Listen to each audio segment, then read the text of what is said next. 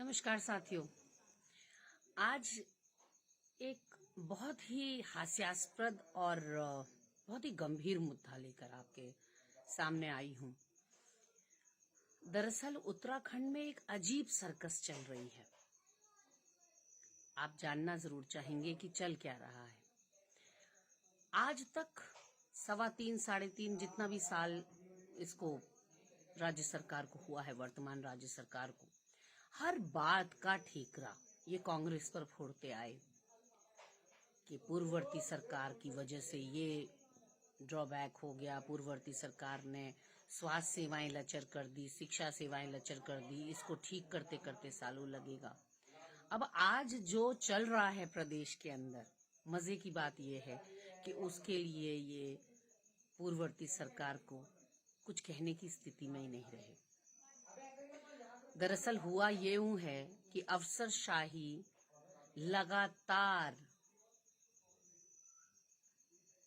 इनके रसूख पर चोट कर रही है, विधायकों पर, मंत्रियों पर। जिस दिन से ये सत्ता पर काबिज हुए, मुझे वो याद नहीं आता कभी कि ये बवाल अब क्यों मच रहा है, क्योंकि ये तो पहले दिन से हो रहा था। पर फर्क सिर्फ इतना था कि पहले अफसरशाही निशाना बना रही थी उन नेताओं को जो कांग्रेस से टूटकर भाजपा में गए, और अब अफसरशाही ने शासकीय प्रवक्ता मदन कौशिक, कबीना मंत्री नंबर 2 इन द कैबिनेट, उनको भी नहीं छोड़ा। आज तमाम विभागों के सचिव पहुंचे ही नहीं बैठक में जो मदन कौशिक जी ने आहूत की थी। इसका मतलब क्या निकाला जाए? एक तरफ तो ये बहुत ही गंभीर प्रकरण है, क्योंकि अगर जनप्रतिनिधियों के और अफसरशाही के बीच में खाई बनती चली जाती है तो उसका खामियाजा, यानी कि अगर वो समन्वय में या कोऑर्डिनेशन में काम नहीं करते हैं तो उसका खामियाजा गरीब जनता को भुगतना पड़ता है या प्रदेश को भुगतना पड़ता है। जो जनहित की योजनाएं हैं उनको भुगतना पड़ता है, तमाम कारोबार जो है उसको खामियाजा भुगतना पड़ता है। हम पहले दिन से कहते आए हैं कि सरकार के पास कोई विजन नहीं है, और अब तो ये कहना पड़ेगा कि कोई प्रशासनिक अनुभव भी नहीं है। प्रशासनिक स्तर पर भी सरकार पूरी तरह से फेलियर नजर आई है, यानी कि बहुत ही पुअर एडमिनिस्ट्रेशन। ये जो खाई है ये क्यों बनी, ये क्यों गहराती चली गई? पहले एक विधायक ने कंप्लेंट करी, फिर दूसरे ने करी, फिर मंत्रियों ने कहा भाई हमारे विभागों का हमें पता ही नहीं चल पा रहा है क्या हो रहा है। आपको याद होगा डॉक्टर हरक सिंह रावत ने वन विभाग में किस तरह से पोस्टिंग्स हो रही थी, तमाम कार्य हो रहे थे, लेकिन उनको लूप में नहीं रखा जा रहा था। और उस पर उन्होंने बहुत अपनी जो दुख है या परेशानी है या कहना चाहिए कि क्रोध है वो व्यक्त किया, पर हुआ कुछ नहीं। यशपाल आर्य जी के साथ हुआ, रेखा आर्या जी और राधा रतूड़ी में नहीं बनी, रेखा आर्या जी और समीन बंसल में नहीं बनी। तमाम वो प्रकरण, प्रणव चैंपियन का अपना अलग ही प्रकरण है। लेकिन अब भाजपा के अपने विधायक राजेश शुक्ला डीएम से जा भिड़े हैं। मदन कौशिक जी आज मीटिंग आधे में छोड़कर उठ खड़े हुए, क्योंकि क्या बैठक लेते, सचिव आए ही नहीं।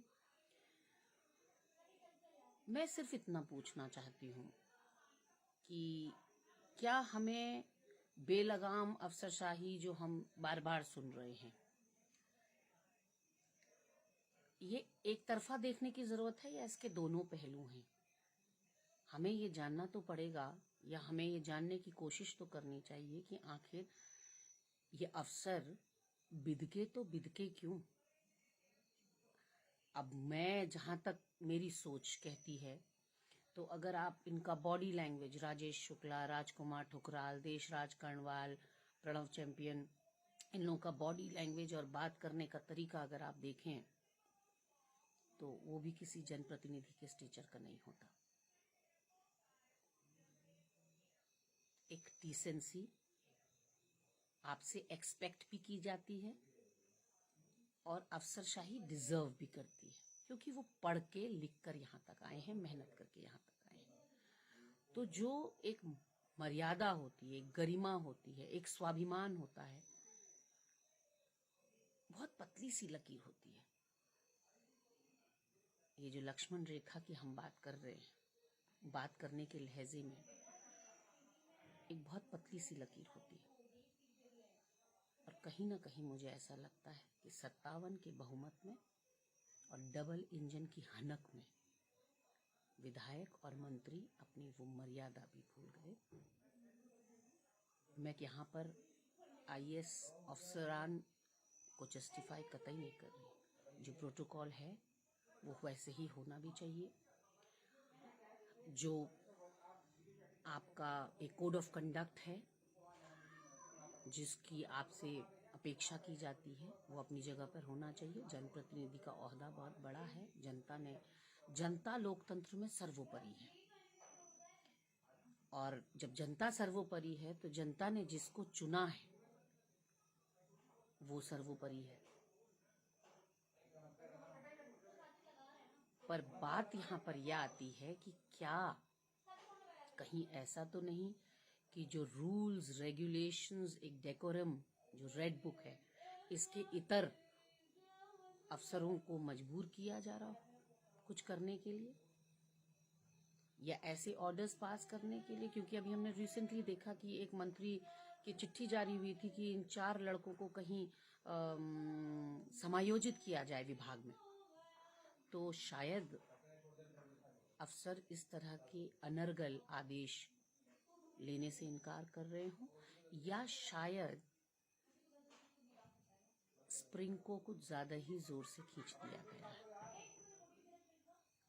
ढिठाई हमने आम जनजीवन में भी देखा है कि ढिठाई तब देखने को मिलती है, ढीठ तब बनता है व्यक्ति जब उस पर जरूरत से ज्यादा प्रेशर बनाया जाए।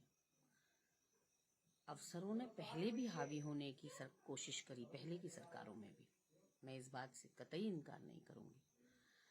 लेकिन जो आज देखने को मिल रहा है, इस प्रदेश के अंदर देखने को मिल रहा है, वो चौंकाने वाला भी है।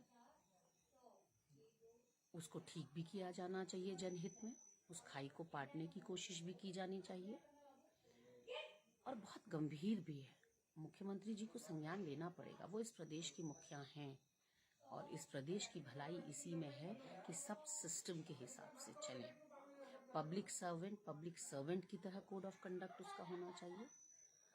जो पब्लिक रिप्रेजेंटेटिव्स हैं उनका वैसे कोड ऑफ कंडक्ट होना चाहिए। और एक बात याद रखनी चाहिए कि कोई किसी का बंधुआ मजदूर नहीं होता। हर व्यक्ति की, चाहे वो कितना ही गरीब क्यों ना हो, हर व्यक्ति की अपना एक स्वाभिमान होता है। उसको इतना वॉल के अगेंस्ट पुश नहीं करना चाहिए कि वो रिटेलिएट करने लगे, वो रिएक्ट करने लगे। ये मामला कुछ ऐसा ही दिखाई पड़ता है। फिर आऊंगी आपके सामने। नमस्कार, शुभ रात्रि।